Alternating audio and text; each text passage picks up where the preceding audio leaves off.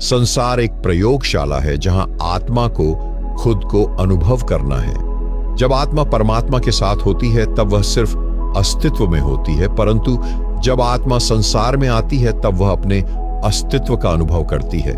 जैसे कोई आंख हो जो देख सकती है पर वह खुद को नहीं देख सकती। उसे देखने के लिए एक दर्पण चाहिए, एक परावर्तन चाहिए। संसार वही दर्पण है। इसलिए परमात्मा आत्मा को संसार में भेजता है ताकि आत्मा स्वयं को जाने। यह जानना बेहद कठिन है, क्योंकि आत्मा जब शरीर धारण करती है तो उसे स्मृति नहीं रहती अपने मूल की। यह स्मृति विस्मृति में बदल जाती है और यही विस्मृति जन्म देती है दुख को, मोह को, भटकाव को। आत्मा रोती है, तड़पती है, प्रेम करती है, घृणा करती है, टूटती है और फिर खोजती है। क्यों? क्योंकि परमात्मा ने उसमें वह बीज रखा है लौटने की तड़प का। जैसे समुद्र से उठती है लहर, वह समुद्र से अलग नहीं होती, परंतु फिर भी वह खुद को अलग मानती है। लहर का जन्म समुद्र से हुआ, उसका अस्तित्व समुद्र में है और उसका अंत भी उसी में है। आत्मा भी ऐसी ही है।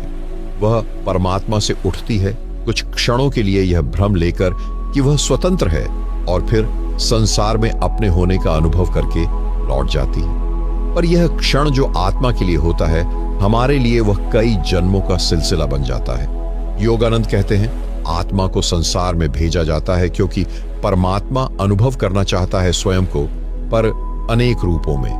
हर आत्मा परमात्मा की ही एक झलक है। हर आत्मा एक प्रयोग है, प्रेम का, करुणा का, मोह का, द्वेष का और अंततः मुक्ति का। आप सोचिए, यदि कोई परमात्मा है जो सर्वज्ञ है, सर्वशक्तिमान है, तो उसे क्यों चाहिए कि वह कोई भी अनुभव करे?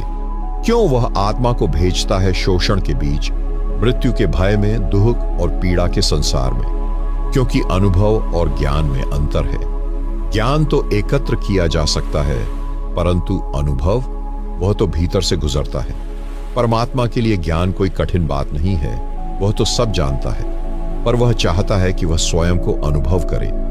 इसलिए वह आत्मा को भेजता है अपने ही बनाए रंगमंच पर, जहां आत्मा एक पात्र बन जाती है। यह पात्र जब रोता है, परमात्मा को उसका रोना भी अपना लगता है। जब वह प्रेम करता है, परमात्मा उसमें भी स्वयं को महसूस करता है। यह लीला है, और यह लीला इसीलिए है कि आत्मा जब लौटे तो लौटे एक अनुभव के साथ, एक पहचान के साथ कि मैं वही हूं जिसे खोजता रहा, जिससे दूर गया और अब पुनः उसी में विलीन हो गया।